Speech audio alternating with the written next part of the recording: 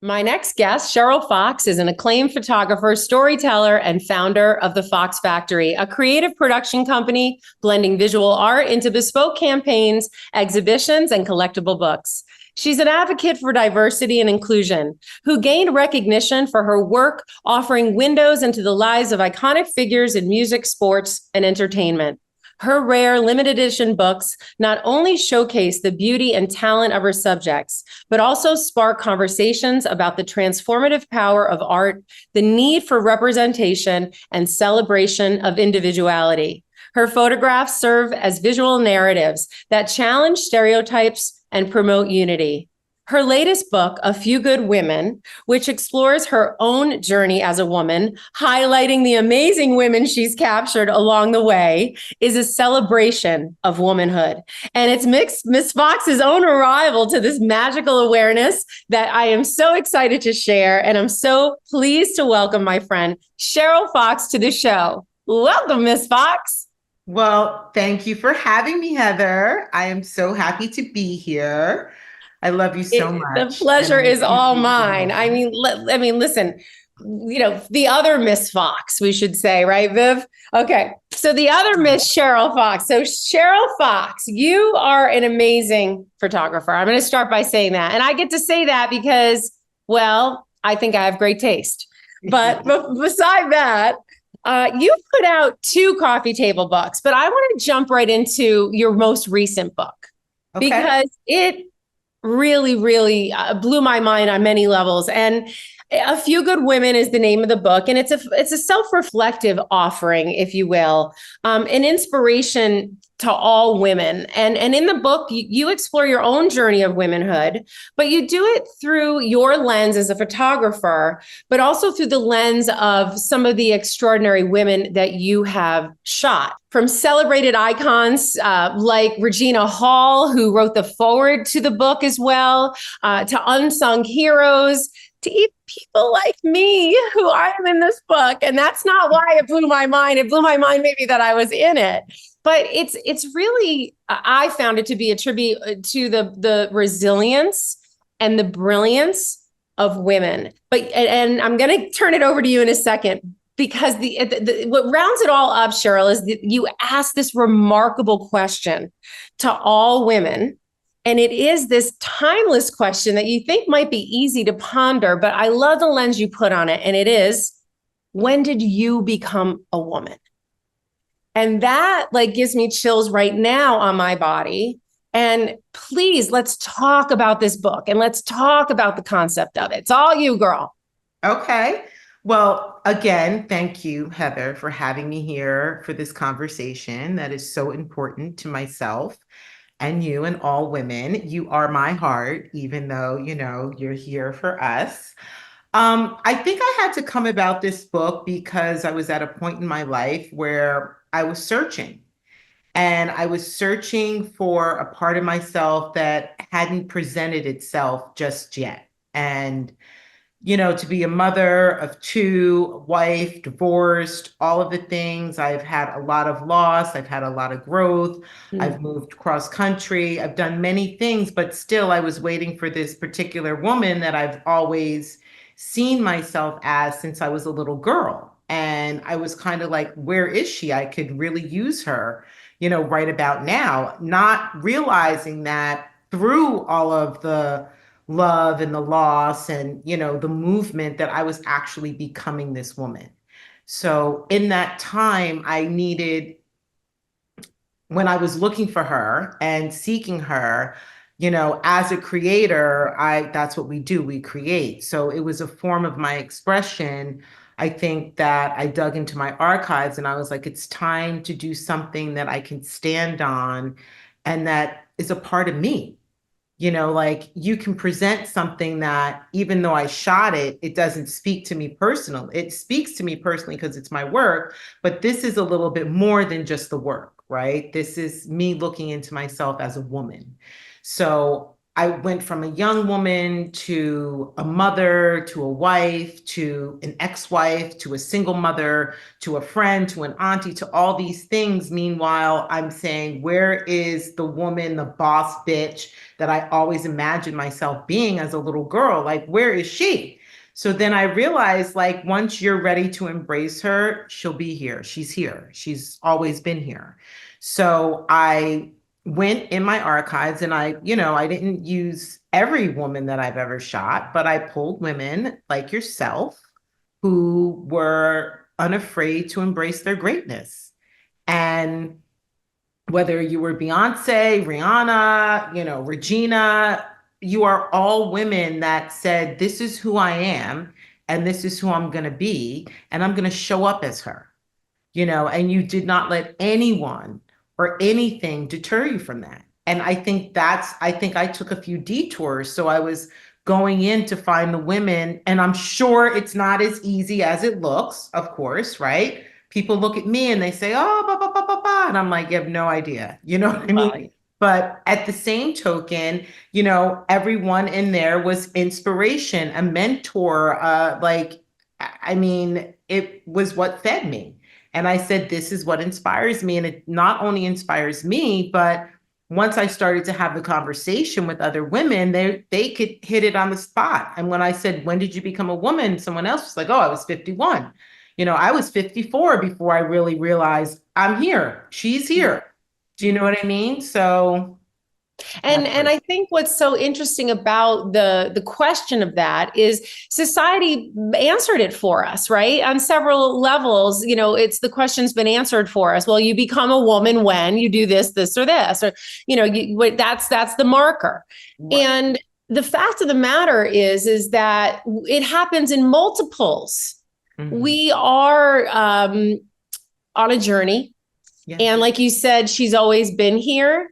And we're going to get into a little bit because yes, you were a wife and a mother and you had pain and you had struggle and that trauma and the trauma that you've gone through and the suffering that you have gone through in your life is what I have found in my life is really what pulls back the curtain on that availability for you to really bare your soul and look deep enough to find a question like that, to have the ability to ask a question like that. And only does it resonate with those people who have had that curtain drawn back themselves. And then you only realize as you reach forward saying, yo, when's the badass bitch gonna arrive? Now, probably not as a mom, maybe, I wouldn't say as a wife, and I would say you agreed that you were a badass bitch as a wife, but the marriage fell apart. But that wasn't really when you were waiting for her to arrive. It came more on a career level. It came more on what the expectation of self is or what the expectation of the world around us may be. And that's really a really cool question for us as women to talk about that and finding our own inner truths. But as much as when did you become a woman, I look back at myself as a girl, right? Mm-hmm. Being a girl, and that's a part of my womanhood. And oftentimes I, as a 54-year-old woman, want to reach back to the 13-year-old badass bitch who wasn't afraid of nothing and didn't give no shit for nothing, right? So I think that the beauty in that question is that we're continually evolving as women, but we are always women. Yeah. From the beginning. We are, but it's more in the knowing of yourself. Yes. Like we are women. Society tells us we're women as soon as we get our period. Society tells us, tradition tells us, we have culture tells us, we have so many different avenues telling us that you are a woman, you've arrived, and still not, I wasn't feeling like I had arrived as a wife, I had arrived as a mother, I had made everybody's world wonderful and beautiful. Now, what's happening? So I wanted, like you said, for my career, for what I envisioned for myself, in addition to my family, right? Yes. The good, the bad, and the ugly. What about my career? What about all the talent I had? Like, how does that show up in my life? And then I realized I had to create it. I'm a creator. Yes. So I created it. Which you do, which you do. And what I think is so cool about the whole concept of the book also is the pictures are from your archive of photography. And so the imagery that you chose, many of the pictures, I mean, my personal picture, I think, is from about, 15 years ago. I know you have some pictures of Beyonce, before I even worked for her when she was, really young. And so and then you have pictures of people that are more modern and more present day. And I love that piece of it. Talk a little bit about who you chose, why you chose them, and what maybe was resonating, just to give an idea for people before they get the book, what some of your magic was in the sauce. Well, I think the magic in the sauce, again, it was about the women who were unapologetically themselves. And in that moment that I captured them, they were unapologetically themselves. Right. You were from the door. I mean, we met as you were the creative director, and I was like, oh my God, she's amazing. Jonathan walked in the room. He was equally amazing. We carried on. It was wonderful. When you moved from the house, you went to Beyonce. Yeah. And you immediately reached back for me. And you reached back for me in a time where I didn't even really know what commercial photography was. Right. And I was shooting and I was doing on a much smaller scale, but you saw my talent. So the ability for you to see in me, right, and immediately present it to Beyonce, even though I already had my own relationship with Beyonce, it was personal. She didn't even know I was a photographer. Right. So it just platformed me and catapulted me into a whole new world. It allowed me to grow, not only allowed me to shoot, you allowed me to create my own campaign for Dairy On. For the kids, remember, I went and got all the American Girl dolls and surrounded the one little baby with all multicultural. Oh, yes, I do remember our photo shoots for Beyonce and House of Dairy On, honey, very well. You know what and I was so excited to bring you into that fold and do that together. That was all equally beautiful for me. It was amazing. So not only do I have you in there because you poured into me and helped me fill up, that was right after my divorce. Yes. When I was really finding myself and trying to get my own feet on the ground, you were right there supporting me. So, and you were, shining the light ahead this way, same way you did when I came back to you for the fireside chat at Max Mara. Like, you were right there. We had a great conversation. Not only did you show up for Max Mara, but the very next day you called me and told me, boo, this is bigger than that, right? You could see what I couldn't see. I was circling it. I was like, there's something here. I don't even know. I'm going to do 10 volumes of it. It's timeless. And you were like, look, we could send this message to the world right now. That's right. And that's exactly what we do. And I love it so much. And that's what we're doing. And I appreciate your thanks so much. And, your gracious compliments. And I have to say, I want to get into who you are and I want to get into, your career. We met, a keystone ago. I feel like we met like a good 25 years ago, I think now. For sure. And I'm going to leave it at that. 25 years. Well, we're 26. We were in the cradle next to each other. I love it. But even before me, your professional career started in fine art. And then you expanded into the commercial world, through editorial covers, packaging, ad campaigns. Let's talk a little bit about, I want to talk about your pivots because I think it's important to the book. And I want to talk about some of the tough times, that so you had loss. I want to talk about your move from fine art into marketing executive, music marketing executive, and then your shift into your own truth, your real truth into your photography work. Just bring the listener through that, because that's the trauma. And we also had a lot of loss. Cheryl lost some children, and before it was some in utero, all that. We're going to talk about that. And those types of traumas and those types of devastations and hurts and pains and heartbreak in life are what I was talking about earlier in the podcast, that peel back the curtain. So bring us there with you, Cheryl, and talk about some of the changes that happen as an artist for you and as a woman. Okay. I think as both, I started with photography in college. Just to take it back for a second, I was at an HBCU, the one school I applied to, which was like my dream school. I had been going with a family that I grew up with to the homecomings. So HBCUs, which are historically Black colleges and universities, are very well known for their homecomings. They're like a fucking blast, right?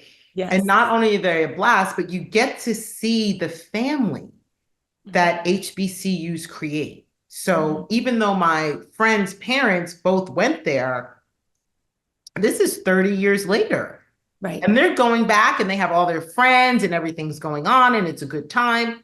And I said, this is what I want. Mm-hmm. So I applied to the one school. We get in. I love it. My parents are paying full ride. It's on the waterfront. It's the most prestigious Black college university in the country. And I get kicked out my senior year for lying for my boyfriend.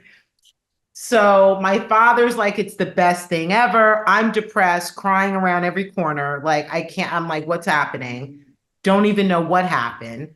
But needless to say, I finished. My parents said, if you want the rest of your education, you can pay for it yourself. Your dad thought it was the best thing that happened because he didn't have to pay for the last year? Excuse me. No, he just wanted me home. Oh, that little sucker. Yeah, he was just like, I'm so happy you're home. This is the best Christmas. And it happened like in December at the end of my first semester of senior year. So they really didn't give me credit for the first semester, suspended me for the second, and said you could come back in the fall and finish. And I said, yeah, peace, love, and happiness. Right. I'm going to go home. My parents said, if you want to do it yourself. I work full time during the day. And I went to school at night to enjoy the process. I graduated with honors. But with the process, I took a photography class or darkroom class. And you had to develop images in the darkroom. And you had to shoot images to develop. So that's literally how I started photography. Mm-hmm, mm-hmm. So just like a lot of people, I take photography 101 in college. I did. I got an A. Yeah, right. I love that class. Well, I wasn't even taking the photography. I was taking the darkroom. So I thought it was just seeing the image come to life that I loved. And then when I would give some of the pictures as gifts. Because then I just started taking pictures and people would be like, oh my God, like this is amazing. And I was like, the first picture you actually took of me was a gift. You took a picture of me when I was pregnant. I just remember that. Yes, I did. Pregnant with Jax. Yes, yeah. As a present. And it was a really cool picture, I have to say. This is like a traumatic experience. Yes. That was my first. You found something soft in it and exciting. Yeah. Even though I was given up at birth, sidebar, and right back to God, that was my first trauma. Yeah. Do you see what I'm saying? Like, I've been carried like this the whole time. And then all of a sudden they're like, I'm like, I have a 20-page paper. They're like, be signed out by 5:00 tomorrow. So I was like, what's happening? That was the first. So, but it turned out to be part of my path and part of my purpose. Because I don't know that had I not been kicked out, that would have been my path. I might have continued on to law school like I had planned. But once that had all happened, when I revisited law school, I was like, I'm not really ready to go back to school. I want to see what's going on in the world. So that took me to publicity, even though I was taking pictures. I was taking pictures and holding them close to the chest, wasn't sharing with anyone. Unless I gave it to you as a gift. Right. So in my little path, when I got kicked out, I would go visit a friend, and my friend lived with someone in the music industry. Mm-hmm. So I started to play in that arena.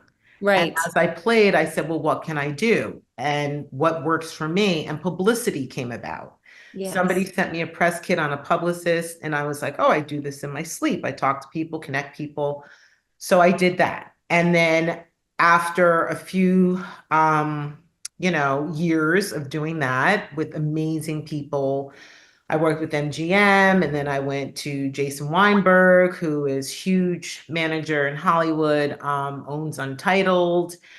And I then went to Bad Boy, Yeah. Yeah. and I was That's vice where we president. met. Yeah, and that's where we met.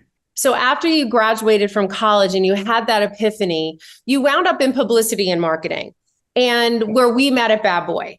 And then you really got a lot of footage there as a photographer, but nobody even knew. That was like a really cool secret that I want to get to.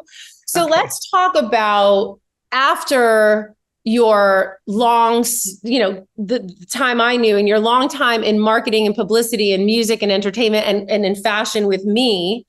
Yes. Let's talk about some of the traumas that happened. And so before your divorce, you had some trauma and you had two beautiful, healthy children who we love very much, Shimani and Nia. But you lost some babies in utero, and I want you to talk about that trauma. And then your marriage fell apart. It did not last, and you went through a divorce. And I watched a lot of transformation happen with you, but I want you to share with us how that peeled back your own curtain and finally showed your inner truth. Like talk to us about how the trauma propelled you, Cheryl, into where you are today. Okay. Well, I think honestly, Heather, for a long time, I didn't recognize it as trauma. Mm. I didn't know that I was experiencing that because I had never experienced it before. So it was all very new, and I wasn't really able to accept it like I should have initially, right? So I was we're okay, we're okay, we're okay, was Yes. my only thought because of the children.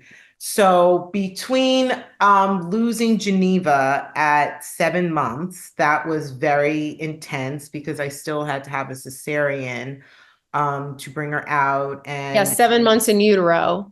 yeah, 7 months inside. But then several months later, became pregnant again, even though the doctor said you should wait for a year, and wasn't very planned, but we also weren't, preventing it. So Right. it happened. But and in that with that child, there were so many problems before, 4 months got there.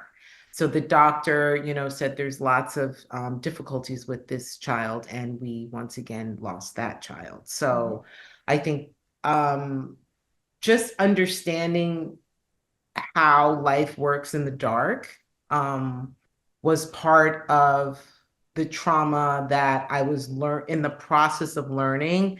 And very shortly after that, our marriage started to fall apart. Yeah. So, and for me, I'm not sure. I've known him since I'm 16 years old. So that too was not a thought that I had in my mind. And I come from a very long family of married till death do us part individuals, where I feel like I had one cousin that was divorced, and we were like, oh yeah, so-and-so over there is divorced. And my husband said everyone in my family is divorced except for my grandmother. I mean, including my grandmother's. Right. And you're the only person I know whose family is still together. And I didn't understand, again, what that really meant until the trauma hit me, firsthand. And then I was like, oh my God, this is what this means, Right. So it was a lot of learning in the moment, but when you're facing learning like that, especially with the children and, with their father, it's a lot. I kind of had to put myself aside and Yes. whatever I might be thinking or feeling and deal with what they were thinking and feeling. Which is when you're responsible, as you know, for two lives, yours all of a sudden hits the floor. Oh, yeah, exactly. Although we're supposed to put the oxygen mask on first, but we forget to do that. And I experienced this loss with you.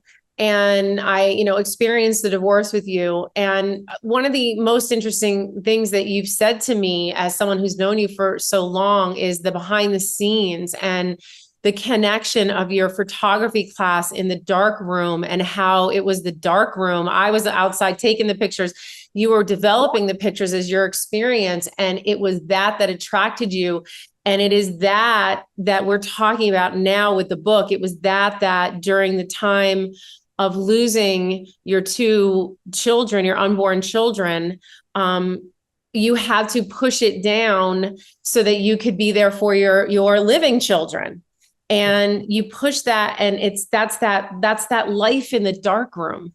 That's that life that's going on in the dark room. And you even said, people look at me and they say, oh, I'm okay. We're not okay. None of us are okay. At any given time, we can have anything going on that will pull the rug out from underneath us. And we're all going to hit the mat. It's a, proverbial saying that I have. That's, I didn't make up, but I use, I should say, but it's how you get back up. It's not how you fall, because we all will. And I think there's such an important message in that, because we know that the storm is dark and it is scary and it is cold and it is lonely, but we know that it only lasts for a short time. And then the sun comes out and the skies blue up and things get better. And I give me down.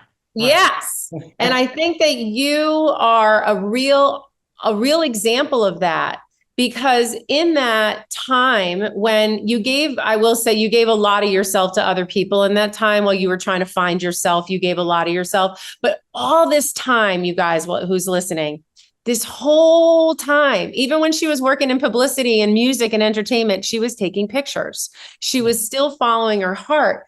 So now you're taking care of other people. And now let's tell me how, aside from me helping you and getting you excited about doing commercial work, like, when did you really have the chutzpah? When did you find your gonads to be like, no, bitches, I'm a fucking photographer, pardon my French. Well, I'm going to be honest. I went back to the School of Visual Arts. Yes. In New York. Tell them about that. I love this part of your story, and I think it's important. Go. Yeah, I went back to the School of Visual Arts in New York. So I was always taking the pictures, and we would go on all the vacations, and everything was wonderful. And Stephen Klein said to me on one of the vacations in St. Bart's, he said, and I had just met him, and he said, whatever you do, keep taking pictures. Yes. And I said, oh, okay. And he said, well, I'm a professional photographer. Yes.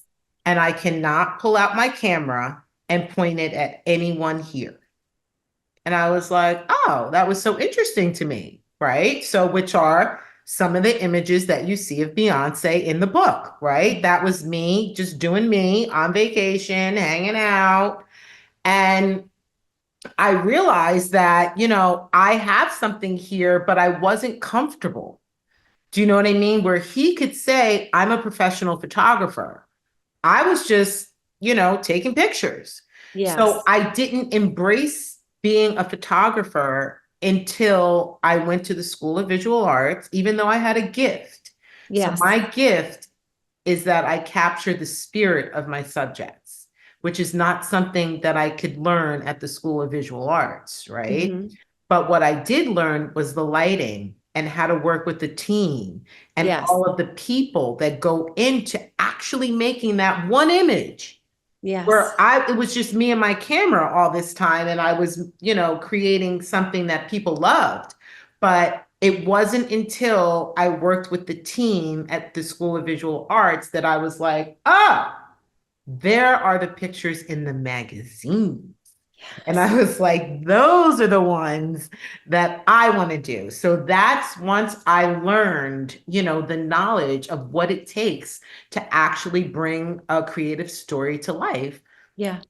That's when I said, yeah, I'm a photographer. And what's really cool about that, you guys, is Cheryl had a big career in music and entertainment, and which crept into fashion, and then she became a fashion photographer. She did my fashion campaigns and those for Beyonce's kids lines and stuff like that. But what's interesting about this to me is that it's like the reinvention, and women, like this, reinvention of ourselves. Like we have 9 lives, not just one. And the whole idea of a successful career, but then saying, wait a second, I'm living somebody else's life, somebody else's existence. There's something else out there for me. And then she went from this high position in a big fat desk where she had all fancy people sitting in front of her, back to college, sitting down there in the, and then here she was, because she had some access behind the scenes, but just taking her pictures, doing her thing, and believe in the dream, believe in the universe, believe in yourself. There's something so incredibly strong in that, and have the courage to let the ego take a rest.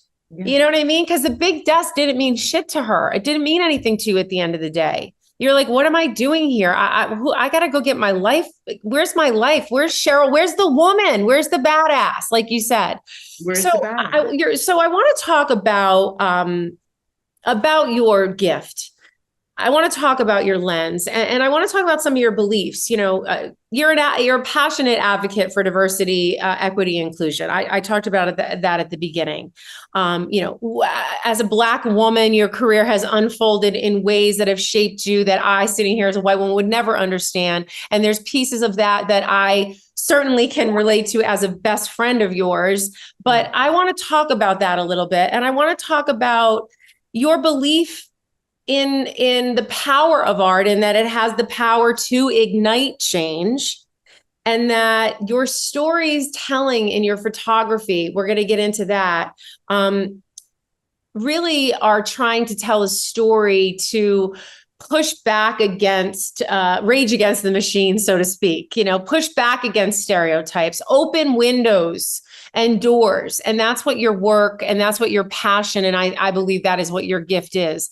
But let's talk about a little bit of that experience so people can understand that lens into what your beliefs are and what your passions are and why.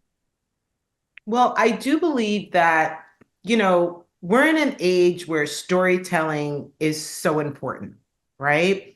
And everybody has a story. And everybody's story is different. Like, even if we had the same experience somewhere, you're going to tell it a different way than I'm going to tell it, because we see differently. Right. But so for me, I feel like, given the fact that I was able to take so many pictures for so long without even having to identify what I was doing or what that was, I've told a lot of stories, right, on my own. And so now I'm at a point in my career where I want to tell brand stories. I want to tell purposeful, meaningful stories on another level. When I capture someone, it becomes, what I've learned is, when you look at the image, you immediately have a feeling, or you feel connected, or it's not just like, I always say, even if we're standing next to each other, I'm never taking the same picture, right? Because you're capturing something and I'm capturing something, just like we're not telling the same story. But I do believe that now, in this day and age where everybody has a camera and social media is always telling, this one's telling that story, that one's telling that story. For me, I kind of want to move away from telling personal stories and elevate the messaging. Mm-hmm. So I do believe that, because of what I capture, I'm not just telling a brand story, I'm engaging the consumer and the audience at the same time. Mm-hmm. So whatever it is that I'm creating, they're immediately reacting to, or feeling a way about, or on an emotional level, yep, or engaging with. They're not just like, oh, it's a new ad. Oh, that's, it's stopping them. It's making them think. It's when. And that's where that's the power of the message. So you capture first through the emotion of the imagery, but then you've got them. What do you want to say? Exactly. And now that's where so that's the pivot, is starting the messaging in the work, the messaging in the photography. So I want you to feel a certain sort of way, but now I'm going to also tell you how to feel. Now well, for me, it was all, it was a feeling, and I have a message, but for me, but brands have messages all day that they're trying to get Yes. out to an audience, and they want people to engage. So I Yeah. do believe, I went on a project to Dubai Links, and I'm maybe like 2 years ago, and I had never heard of the Festival of Creativity. Mhm. And for me, as a Black woman, I'm just now putting together that there's a world of creativity that is advertising. Yes. Do you know what I mean? Like, Yeah. even though you've hired me for campaigns, I've done campaigns, but in individual spaces, there's a whole world here. Right. And that messaging, the power that we have still to this day in advertising and marketing, even though it's changed and the platforms have changed, there is an unbelievable platform that you can gain in that experience. And your belief in the power of representation, which we talked about, and equal opportunities for all photographers and for all professionals to be on that level, to be able to reach in and dig in, have led you to participate in various speaking engagements. I participated in one with you launching your book at Max Mara, which was about the book and the message of women. But you also worked with the World Women's Foundation and at the Grammy Museum. Let's talk about these insightful talks. I mean, and for these various foundations, and the importance of highlighting diversity in all of its forms. Yes, well, I actually started my speaking career with the World Women Foundation Yes. and Rupa Dash, and they are an amazing organization that is focused on economic equality for women by 2030. And my first speaking engagement with them was at the United Nations General Assembly. And that was my first speaking engagement ever. So I was like, oh my God, I'm at the United, like, what's happening? But, they really wanted just to hear our voices. And it was there that I spoke with another woman that brought me to Dubai Links. So it just continued to unfold and unroll. And then I spoke with them year after year. And then somewhere, as well as at Max Mara. And when I was speaking with them during Women's Month at Max Mara on this last year, I mentioned A Few Good Women.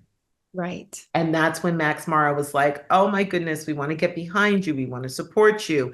And they did. And they did a huge event on Rodeo and gifted everyone the book. And then we went to New York at Soho, and we did that with you and everyone. And in between that, I exhibited at Advertising Week and then met the founders of Advertising Week and ended up going to Saudi Arabia with them to speak with Ignite the Ads, which is bringing advertising to Saudi Arabia for the first time. They're opening up tourism. They're doing all these amazing things. So I was on the ground floor with Advertising Week, bringing that to them, and they've now inked a deal, and it's going to go on for year after year, which is wonderful. And then I came in October and spoke with Advertising Week New York for their 20th anniversary. And it's just been really enlightening to see and to be embraced by a different industry.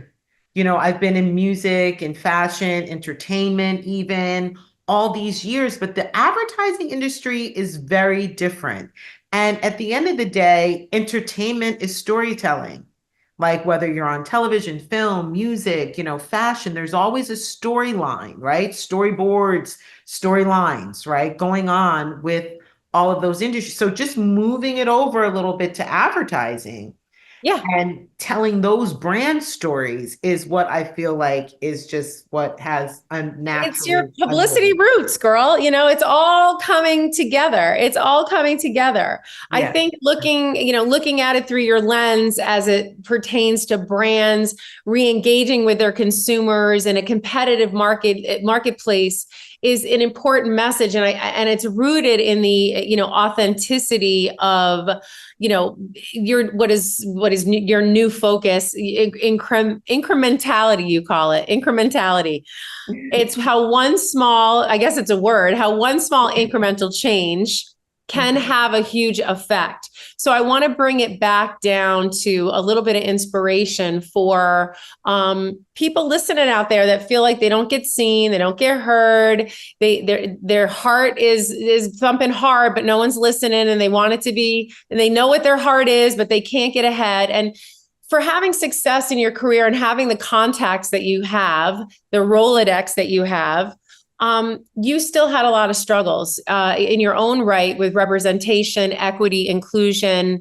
And I want to talk about that because I think that's a really important piece to this puzzle. The struggle is real, but as we struggle, there are other people helping us. So maybe the representation didn't come in, but Max Mara's like, we love this idea. We want you. So we have to look at the balance in life. And I want everybody to see that. But I want to talk about the struggle is real. And I want to give you a minute for a platform about inclusion and equity and representation and how we got to do better, how we can do better. Well, I mean, it's real. Like I've never had representation and I've done everything word of mouth. And, people are always surprised because they look at the people in my images and they're like, well, you seem to know everyone. Well, you shot. And I said, what does that have to do with like anything? I don't even understand what it has to do with anything. The only thing that I was able to do was to keep pushing forward. Like my mother used to say, you're so determined, like you just keep going. Like, what is it? And I said, I don't know what it is, but I wake up every morning and I have plenty to do. Like there's so much that needs to be done to connect everything that needs to connect properly in the world for people like my daughter who has her Bachelor of Fine Arts in photography. Like, she's like, I'm not a photographer. I'm like, but you are, but it's a struggle for us to get representation. And I see the same people shooting the same things over and over again. It's an industry, it's a group, it's an in-group. So much like the question, when did you become a woman, and not in the cultural traditional sense or the way society defines, I had to kind of take that on for myself. So there's more than one way to skin a cat. You can't tell me that the only way I'm going to be able to shoot commercial campaigns is if I have a representative, because then I never would, right? I'm not going to take that as an answer. So I'm going to figure out my own way to do it. And I do have friends and I do call upon their help when I need it. And maybe not, did I always, because everyone's like you said, I said, yeah, but I only call when there's a purpose. And you know what? Every relationship is beneficial both ways. So I'm going to have to need it to be something that it's good for both of us. You know what I mean? I can't have you compromise yourself to do something for me. It's got to be something that works for both of us. Symbiosis. Yeah. And I realized that I got to shoot with Showtime and HBO because Floyd brought me with him. Floyd Merriweather. He's our man. If he can't do it, no one can. Undefeated. But so it was him, and my relationship with him was I shot him. I didn't know him for a magazine. We never used the images. I saw him years later. I sent him all the images. He used them for years, saw me again and was like, you should do my key art. I need you to shoot for my fights. And then I shot at the biggest deal in sports history with Showtime, and he brought me along with him. Snoop, I met magazine. Again, shot him. We connected, stayed connected. I did his album packaging. He went to Martha and Snoop. I did Martha and Snoop. But I always move with the artist. Right. So, and I think that I'm able to do that I had my first cover of a magazine ever was with Prestige Hong Kong through a friend that was at GQ, went to Hong Kong to worked at Prestige, said, we need somebody for the fashion. I said, well, we got a few guys here, I said, but I think Pharrell makes the most sense. Right. Pharrell was my first editorial cover ever. Yep. So it kind of rolls out, and then years later, who knew, he made a title track in my name on his birthday this year. Yeah, not too many people can say that Pharrell wrote a song about him. Well, so but that's important to know that, it like everybody thinks people are okay. Yes. You have, you rub elbows with, a lot of fancy, shiny people. But it doesn't mean you get to ask for favors for all these people. And you still got to do the work. You got to get out there to do the work. So even when the doors close, you got to push it open is the message and Yeah. go, okay, you don't want me in that door. I'm going in this door. Right. And I love that. I love that. You came from a supportive household. You had loving parents who were there for you. You messed up and they were happy, happy at home. But the encouragement that has led you through that way, because I think what's important to know is that when Floyd Merriweather or when Prestige magazine said, "Hey, the door is open, Cheryl," you busted through it.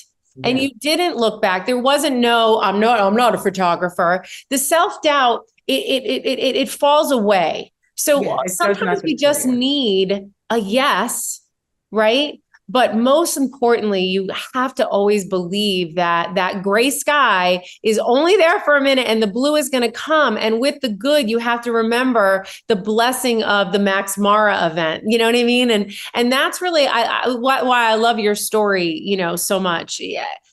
I just think it's important for people to know, first of all, about this book. On these pages, first of all, I do want to mention your first book because it's still available. And then I wanted to just kind of close it out with you because I could keep you on for a lot longer, but we got to go. You celebrated our hip hop roots, which is where we met, with your first limited edition coffee book that you ever curated, designed, and shot. It's called The Rock and Roll of Hip Hop. And now what I love about this book is it's really BTS, behind the scenes, the camaraderie between artists and executives, that you were one of those executives and I was one of those executives, created this lifestyle. I happen to be in the niche of hip hop. I was one of the few white executives. And I got to watch this niche that happened in Black America of the culture. I really got to be a witness of it. And on these pages, Cheryl, everybody who's listening, she opens up her never seen before archives, many pictures. I mean, many pictures I had never seen, even at events I was at. And she shares all these behind the scenes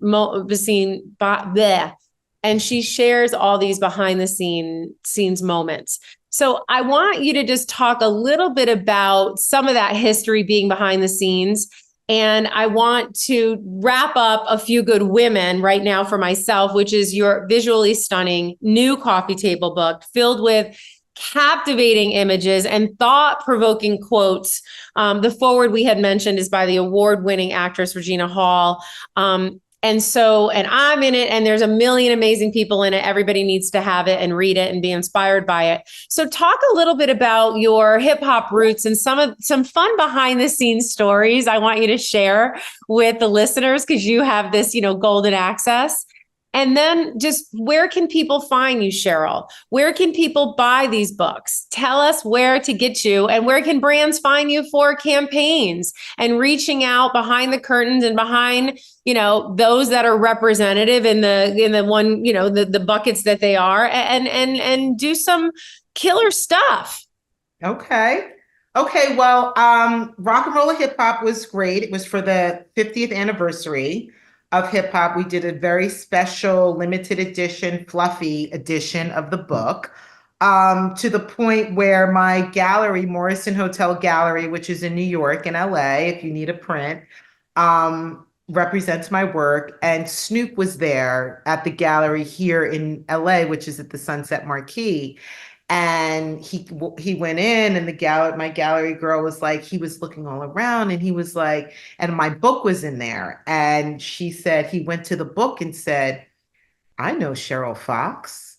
And she said, "You do?" And she said, "Well, that's her book." And he started looking through it, and he was like, "Can I buy this?" And meanwhile, it was the presentation book. It wasn't even, and she said, "Of course." And he said he went to the car, got his yellow bag, got all paid in cash. It was done.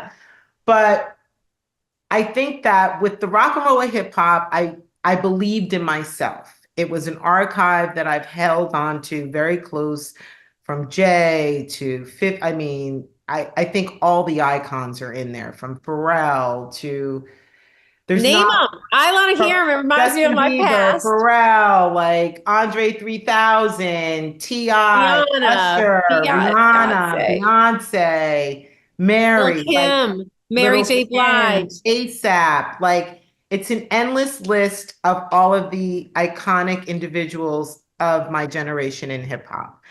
And I think it's so special because I did hold it for so long.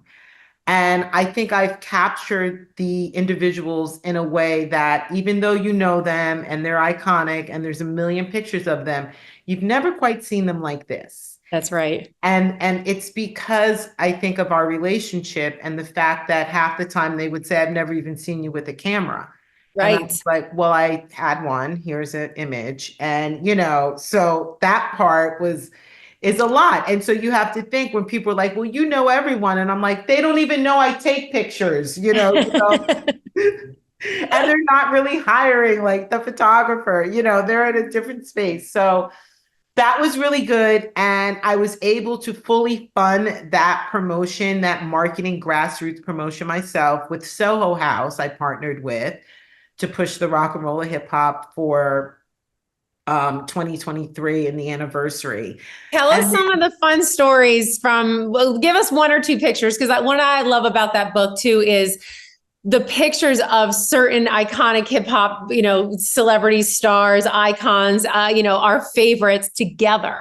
You know what I mean? Like I got to see some of that in real life, and I never had a camera. And so I don't have any pictures of myself with any of the people. Cause like when you work with them or for them, you're not like, oh yeah, I'll go get a picture of me. And we didn't have cell phones back then. And I'm not in the pictures with them. Yeah, you took them all. So, but Yeah. I got to see things that I was at and events that I remembered and times and moments that I had forgotten even that you captured in the book. So give us some little. I mean, of course, as the industry, we went from the city to East Hampton every weekend. Yes. Yes. So there was summers in East Hampton where not only did we have the white parties and the parties, but we had softball games that we would play these amazing softball games, and it would be like Bad Boy versus Rockaware versus Def Jam versus, and everybody would come out, and it was just like an amazing time, and it was just summer after summer. So that was everyone, and the camaraderie around that time was insane. Like we didn't even know that we were creating this lifestyle. It was such a fun movement of excitement. It was such a great time. What year was that? That was like early 2000s, like maybe 2000 to 2002 or 2004. And we would do the jerseys, like everybody would have branded jerseys with the companies.